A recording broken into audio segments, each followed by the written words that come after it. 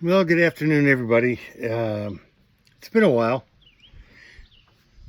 It's been an arduous task. Did the whole permit process this morning and got back here about 1 o'clock. Started at 9. Woke up at 6:30. And it's an ongoing process. You have to have your ducks in a row. Trust me. I was able to achieve this. My building permit. Now that's just for a shed that goes around this thing with a roof over it. Because the winter might drop 3 feet of snow. So I can't have it on the RV. And I'm going to have to build a skirt on the bottom and winterize and get a little furnace or something that burns on diesel or fuel, doesn't matter, propane. They sell them. They look like turbojets. I'll put it at the back, fire it up in the morning, keep all the lines defrosted. We are not there yet, but I've got a plan for the future. All the aluminum framing I'm able to put on the trailer. And I'm going to put some on the decking that I bought. Got a little fire going, not big, you know. It's still 86 degrees right now. And it might drop down to the 60s tonight, but not until about 1 in the morning. So a little fire just burning up weekly trash. I also had to put some kind of a perspective together like this in order to see where the RV is and what the proposed posts are. It was quite a long, arduous task because you sit in an office with somebody for an hour at a time. Always have a schedule so you can check off day-by-day activities. It helps, keeps you organized. And now for the bigger note. Now this, oh, good grief. Sorry about that. This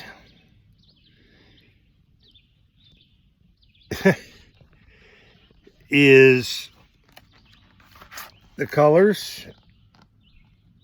These are the colors for the roofing. Got to have that. Proof of ownership. Got to have that. Then, once you get all your permitting done, and they hand you this packet, which is pretty thick,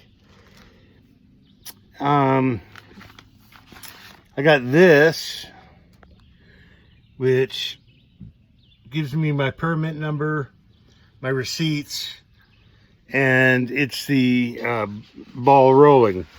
Then you have to call another gentleman, and I called him immediately after leaving. He called me back at about 3 o'clock and asked me a bunch of questions. I said I need a 911 address. My RV's already here. He goes, all right, give me a day or two, and I'll call you back. Now, the permit for the septic tank. I have to have something of this nature. A drawing. Another drawing. Another drawing. And if that wasn't bad enough, here's the listing of everything that needs to be on that drawing. So it's not over yet. I'm probably about, if I get my 911 address, I'm probably about 80% there. How much money? Well, the septic tank is the permitting for septic is probably around $300 to $500, depending on the size of what you need. I spent probably $200 today So it's a $700 party. If you want to spend money on hiring someone to do your drawings, don't need to. Buy a little book. It's got squares on it. They don't have to be perfect. Every square doesn't have to equal 1 inch. All you have to do is give some semblance of a drawing. Now, I got approved and got my permit, and I used the same basic idea. And what they approved for me was, a 9 by, a 40 by 18. And my drawings they were just basic drawings. Anybody can do them. Don't lose my receipts here. Anybody can do them. You wind up with a packet, and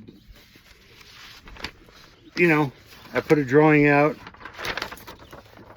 Here's my post. Here's the concrete. What do I have to do? Oh, you have to add rebar in it. All right, fine. At the bottom of the hole, you have to add, 4 inches of preformed concrete for freezing. And then I gave him a drawing like this nature of what I thought the truss configuration should be at an 8/12 pitch, because with metal roofing, and if I put a heater underneath it, it'll melt right off. And the last drawing that I had to submit was something of this nature, and still the same. Just shows a little configuration of what it is you want to do. They ask a tremendous amount of questions, and they're always going to find fault. Don't take it personal. They're always going to find fault in anything you draw and anything you do. Because number one, we're not using a licensed architect, because that's $250 a page. No, I don't think so. Then, if you're in the business like myself, or if you want to learn, then go on Google. Just Google it. I mean, good grief. We could draw drawings all day long from people that have done it before. It's not rocket science. But I figured you're going to want to know, if you're going to do something like this. Yeah, it was great to rebuild the RV, and once they know now that the RV is sitting up here, now it's time to pay the piper. So I got all my ducks in a row. The septic is the next thing. And once we get approved from the environmental control, they're going to come out and do testing on everything. But I got 10 acres, so I don't care how far away it is. They allow you to run the pipe on top, which is not Florida. I can guarantee you that. So, it's all good. It's all good. Spend the money now. Like I say, every 600, all this bonus money that was coming in, I saved every penny. That gets me the septic, that gets me the permits, that gets me everything I need. And not for nothing, I had $1,600 worth of decking material delivered today, plus the concrete blocks that sit on the ground, because it's going to be a floating deck for the water source and the generator. And then, of course, we'll go up and do a bigger deck down the road. But I'm tired of walking in soup. So it was a big achievement, a big, great day. It's early, but when you start out at 6:30, right around 5 o'clock, I'm going to call it a day. Bedroom's coming. I did have to order the mattress online, No one around here in this little town understands foam, understands the layers of foam that you use with memory on top in order to give you the biggest bang for your buck for under $200. They don't get it. They all want old style mattresses, and we've seen what that turned out to be. It was a mold and mildew nightmare.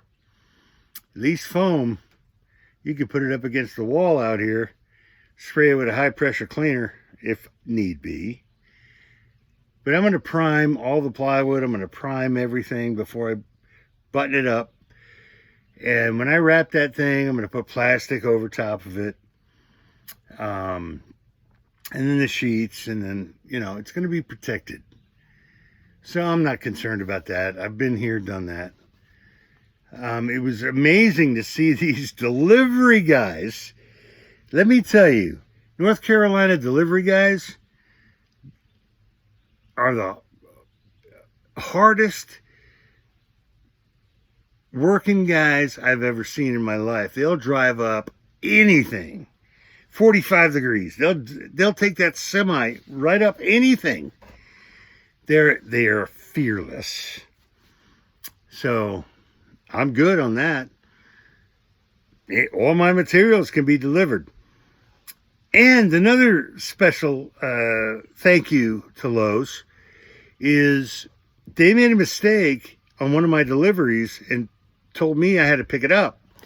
Well, I'm still building my trailer, and I still haven't got, I don't need a plate for it. I need a triangle for it. I didn't know that until today. So I can start using this thing now that I've got a shed that's 8x10 that I'll put out here. And I'll put everything from there inside, locked, clean, dry. Not a lot of stuff, but guess what? We're going to use it all in the future. So to make a long story short, it was a great day today, very productive. Unfortunately, I went over and saw Brian and Kate on Sunday. We had to unlock that breach, and we had to start communicating again, and we had a great day. We cooked a little stuff on the grill, and we had a good conversation, and I think everybody is at bay. And he also went with me today and helped me, but he's got testicular cancer, and that's new. That just happened in the last couple days. So I felt a little bad. Now I'm kind of worried about him. You only have so many friends. And yeah, we can get on each other's nerves, but at the end of the day, we care about each other. So he went to the doctor. I told him, call me tonight. Let me know how you're doing. And we'll see what happens. But, that's sad. You got to take care of yourself out here because there's nobody. I sprained my wrist. I put some ace bandages on there, and then I started doing a crunch ball, and I built my wrist back up, and now the pain's gone. You just got to figure out how to survive. There ain't no doctors. You ain't going to get rushed to the hospital out here. Once I get a 911 address, yeah, it might take them an hour to get here.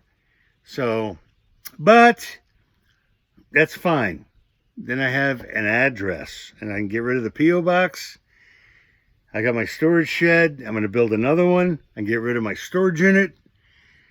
So I start saving, because in the long term, at $155 a month, man, there's $2,600 I could be saving a year if I spent the $26,000 and built a building. It's a no-brainer. So, productive day, feeling good. I got some new supplements coming in, probably around Tuesday, Wednesday. I need to go empty out the P.O. box anyway. The fire's small. It's cooking. I ain't got to worry about it. It's 80 degrees. I'm not going to stay out here too long. So that's just a little update. Gives you a little idea that organize yourself. I'm already planning for decking. The bedroom is, when the mattress gets here, I'll finish that up and button it up, but I'm not stressing because I can't let one room hold me back from completing the job. And if it rains, I can go in the bathroom, I can fix the vent, I can do this, that, and the other thing. I can start priming the kitchen and living room areas. I got stuff to do. So those are rainy day items. When it's sunny out and you can get deliveries and you get them big trucks up this road, tremendous. That's tremendous. So we got a ton more deliveries now. I got the permit. I'm going to put a 18 by 40 cover, open air cover, shed, whatever, pole barn. And at the back end, that's where I'm going to build the little boxes for water storage and the generator, and until I start dealing with Duke Power. That could take 90 days to get electric up here. So we'll see. Have a good night and take care of each other.